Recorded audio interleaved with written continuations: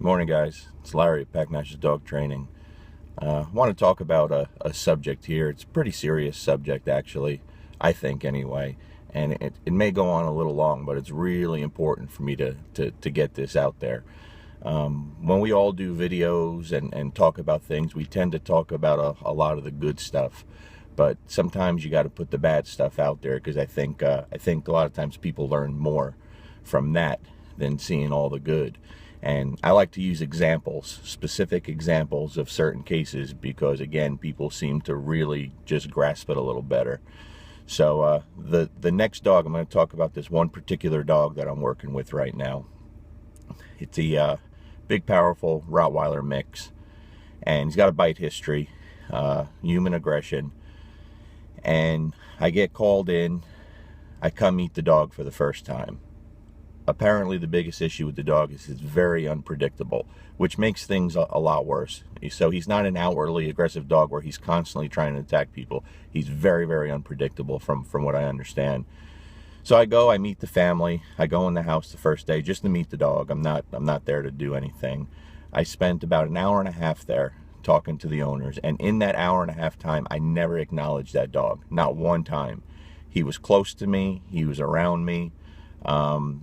I would drop some food here and there just to see the dog's reaction. He wound up hanging by me, but there was definitely, I definitely thought there was a chance that I could take a bite from behind with this dog, but he didn't. It turned out good. So apparently the owner sent this dog away for, I think, a month-long board and train locally here where I'm at. Spent a lot of money. The dog came back, no obedience at all, and apparently worse than before. Came back kind of skinny and a little sick.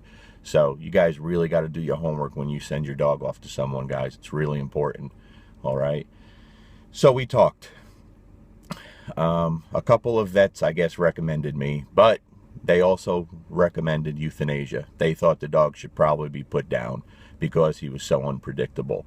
And, what they told them was, call me, see what I could do, but they do think there's nothing you could do for the dog. So when I met the people, really good people, willing to do anything to help this dog, I was honest with them. The things that they told me are really tough. I didn't try to push them one way or the other. Basically, what I told them was, I'll help you, I'll do whatever I can, but it's going to take a lot on their part. They're going to have to change everything, because in that hour and a half, I saw a lot of things in the home that needed to change, like we all do whenever we're dealing with the troubled dog in the home. That's why it's so important to see the dog in the home. But I also told them, if you decide to put this dog down, it doesn't make you bad people. It just doesn't. It was a pretty serious case. So I wanted people to understand. I don't want to guilt them into doing anything. So I told them I would do it if they wanted to, and I told them, don't decide now. Take your time. Give me a call whenever. So several days went by. They decided they're going to do it. So we get started. I go in for the first lesson. Now my plan here was to have the dog muzzled so I could handle him safely without worrying. Then when I got there, I said, you know what? I said, don't put the muzzle on the dog, because I don't want that extra stressor on there. So what I'm going to do is I'm going to have the owner handle the dog like I do with a lot of human aggression cases. I do everything from a distance. And that's how we started. Started with the e-collar conditioning like I do with all dogs, but the owner was having a hard time and it just wasn't going well. So I said, you know what, give me the dog. I'll take my chances here. It's going to keep me on my toes. So I started working the dog. I worked the dog like I do any other dog, nothing different. And you know what, the dog was doing very, very well, responding very well. But the whole time we were training, I could see he was waiting for something bad to happen. Waiting. There was no doubt this dog was waiting for something to happen. So when we were done with the lesson, and it did go well, I asked the owner, I said, did you see any of his training at the previous training facility? She said, yeah, the day I picked him up. I said, well, what did they do? And I think I talked about this in another video.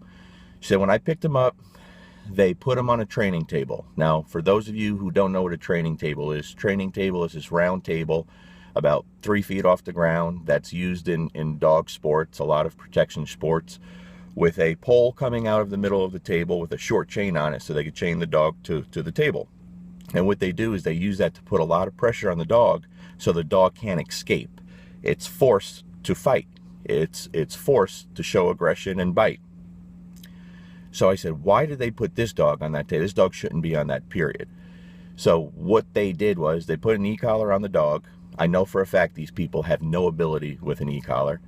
They put it on the highest level, and they went after this dog hard, pressured this dog hard, very hard. And the dog was apparently falling off the table, so the chain was too long for the first of all. And the whole reason to do that was to get the dog to finally defend itself and bite, so they could shock the dog on the highest level. So now it made a lot of sense to me why this dog was waiting for something bad to happen. He wasn't with dog trainers, he was with animal abusers. And that's locally here where I'm at. That's not dog training, that's straight up abuse. So now it all made a lot more sense to me, all right? So we finished the first lesson. I tell the people this is what you need to do. When I give my clients stuff to do, I keep it super simple. I mean, so simple and so short where the people can't fail. Because see, we talk about motivating clients. I honestly don't believe you can motivate clients. It's not motivation to me. Because motivated clients are only going to stay motivated for so long. Very few of them, I've had clients that get into it and want to take up dog training. They stay motivated. But the average dog trainers, the average dog owners are not going to be motivated. So what it comes down to is discipline, not motivation. There's a big difference. I just need my clients to have the discipline to work with their dogs a few minutes here, a few minutes there. I keep it so simple. I don't tell them you need to go outside and spend a half hour training. We don't do that because it's not realistic. And I've done that in the past. Years ago, I used to do that, but it doesn't work because people don't do it. They don't follow through, and then you don't hear from them anymore. So I keep it very, very simple, okay? So I show up for the second lesson.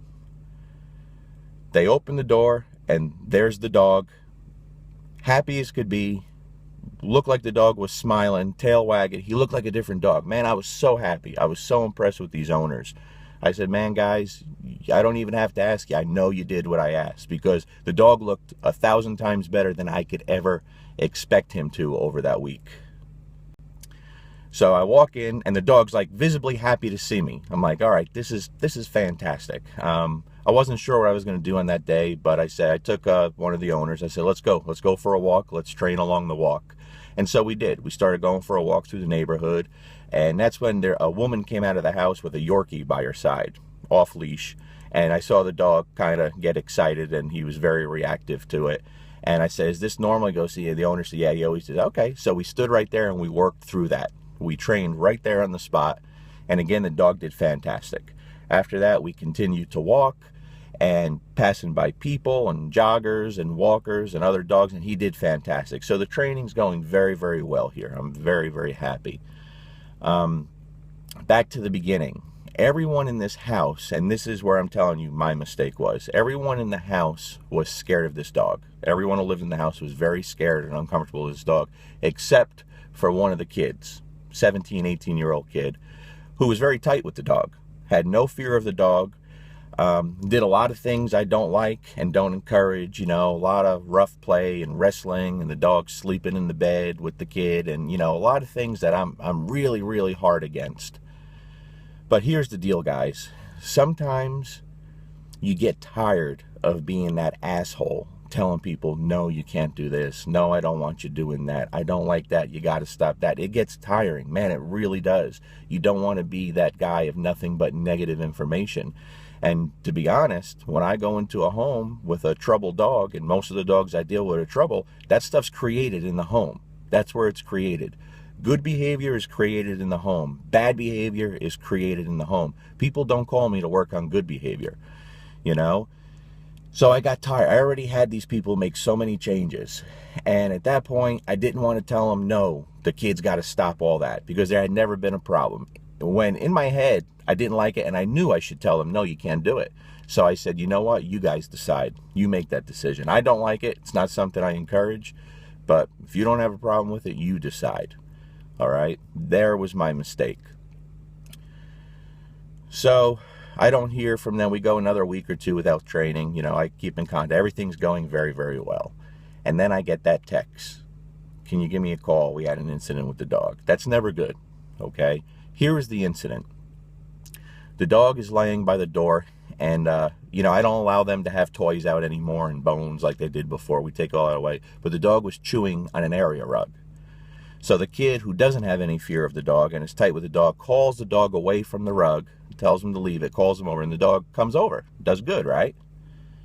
Well, then that kid gets up to go to the kitchen, I guess, and walks past that rug, and that dog jumps up on the kid, attacks the kid, pins him into the corner, and is growling and showing his teeth, and grabs the arm of the kid and is holding the kid's arm. That's bad. Now, this kid is petrified, and it's screaming for help. The dog didn't cause any damage, didn't puncture. It was just a very, very hard warning from this dog. We're very lucky there was no damage. But you see, there's the problem, guys. That's why the stuff we do is so important to me. When I was asked about all the things the kid was doing, I should have just remained that asshole, that negative guy. No, you can't do it. You got to stop. But I let the people decide, and I shouldn't have done that. Now, there'll be many theories of why that dog did that. You know, people will come up with all kinds of things. We don't know for sure everything that goes on in a dog's mind, but I could tell you what I believe, okay? And what has worked for me in fixing dogs like this for a very long time. To me, that dog loves that kid. There's no doubt about it. But they are in equal playing fields. There's no respect there. There's love. There's no respect. And as much as I love my dogs and as much as my dogs love me, we're tight. We do a lot of cool things, but they understand I'm the captain of this team. There's no doubt about it. Everything good comes from me. They couldn't survive without me. That's what they know. And in this case, this dog saw itself on an equal playing field. And when that kid walked past that rug, which to that dog, it's just another possession. It's a toy at that point. That dog said, no, you don't go near my shit, period. That's mine. And that's a really good example. I'm almost glad these people got to see that, because the dog was doing so well. And what happens when you have a dog with issues and they start doing really well really fast? People drop their guard and they slack off. Any type of aggression, guys, it's not done. The dog's not fixed until the dog dies and has never bit anyone again. It's never over. The training never stops. Please understand that. So we'll continue to work with this dog, but now I'll be cracking the whip even harder. There will be nothing for free with this dog. There will be no affection. There will be no love. This dog will earn everything. The structure will be through the roof, because you have two options here. Either the dog is controlled in every aspect of its life for a while until things get really, really good, or the dog gets put down. It's that simple. And that's the reality of things. So we talk a lot about our accomplishments, and we like to show things, and the dog training community is so small now because of YouTube and Facebook and the internet. And that's a great thing. We all share a lot of stuff. The support you guys have given me is ridiculous. It's overwhelming. It's a lot more than I deserve, and it's much appreciated. But I give you guys examples, real examples, because it's important. It's important for you trainers out there, you younger trainers that maybe battle with things like this, and it's important for dog owners. You have a dog with issues, guys, especially when there's any bite history or aggression involved. It's serious shit. It just is, and you got to do it right. And when they sent that dog off to this other trainer here locally, they expected something good. You know, they spent a lot of money. This week I started another 2 dogs that went away for a month-long board and train. Two bulldogs, and they came back. You know, they went away with no problems. They came back killing each other. Guess what? More bad e-collar training. Straight up bad e-collar training by a chain out of Nashville. It's bad stuff, people. The behavior is created in the home. How you live with your dog dictates how your dog lives with you, okay? Training starts before training starts. You got to understand these things. So I know this is long, but I thought it was important for people to hear the ugly side of dog training, because it's out there. It's out there, you know. You see a lot of before and after stuff out there on the internet. You know, I'm not really impressed with that kind of stuff. So we got to share this stuff, and hopefully it helps some of the young trainers out there and dog owners, okay? Peace. I'll keep you posted on how we do with this dog.